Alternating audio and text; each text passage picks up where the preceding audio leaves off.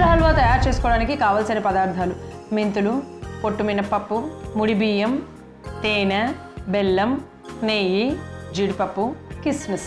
మెంతుల హల్వా తయారు చేసుకునే విధానం: ముందుగా స్టవ్ వెలిగించి పాన్ పెట్టుకొని అందులో 1 కప్పు ముడి బియ్యం, 1 కప్పు పొట్టు మినపప్పు, అరకప్పు మెంతులు వేసి బాగా వేగించి కొద్దిగా చల్లారాక మిక్సీ జార్లోకి తీసుకొని మెత్తగా గ్రైండ్ చేసుకోవాలి. ఇప్పుడు స్టవ్ వెలిగించి పాన్ పెట్టుకొని అందులో నెయ్యి వేసి అరకప్పు జీడిపప్పు, అరకప్పు కిస్మిస్ వేసి వేగించి తీసి పక్కన పెట్టుకోవాలి.